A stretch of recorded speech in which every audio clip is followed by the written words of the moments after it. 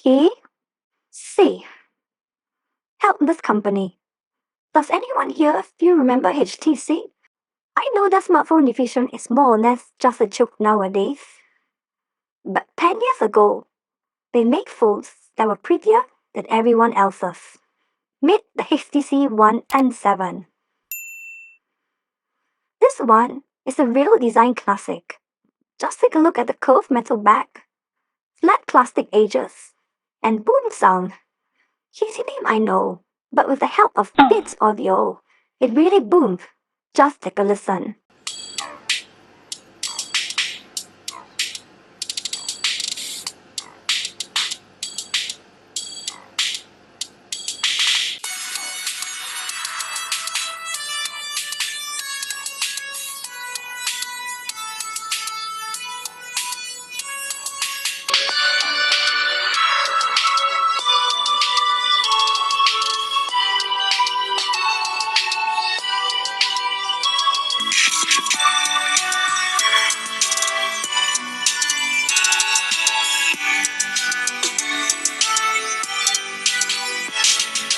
In a sea of mostly plastic sandwiches, okay, maybe I said Apple and Sony. The one was really the one that could steal your heart just by looks alone, and it included mine.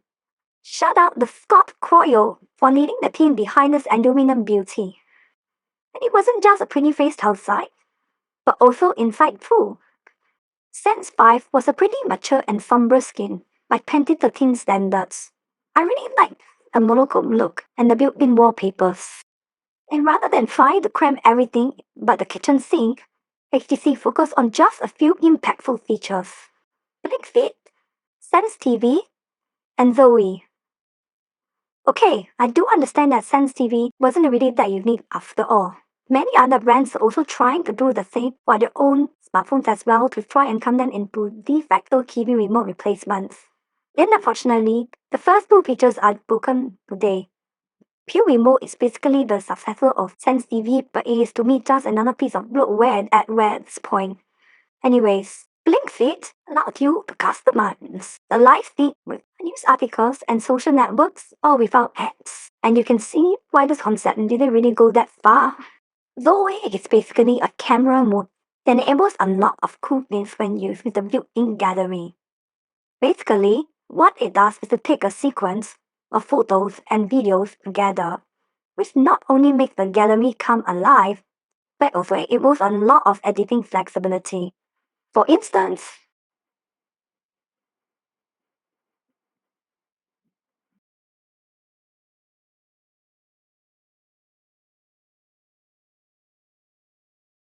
and even if you didn't use Zoe, you can just dump any photos and videos straight into the gallery and use it to create video highlights.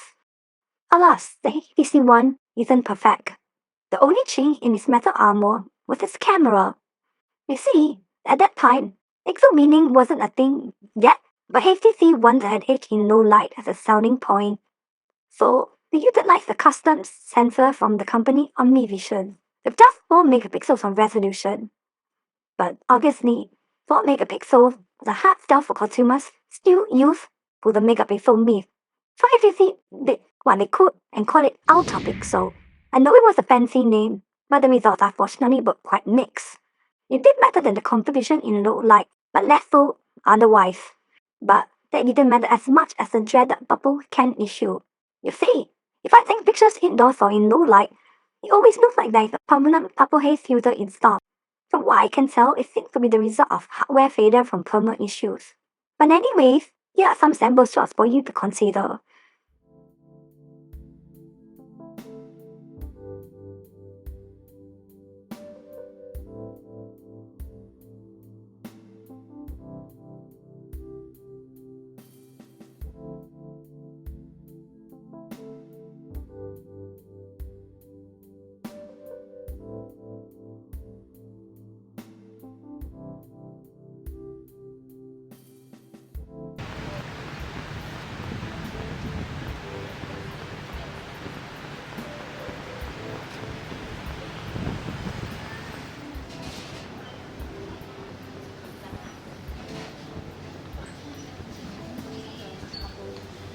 At the end of the day, The M7 did set viewers' hearts on fire, but not for the consumer of it seems.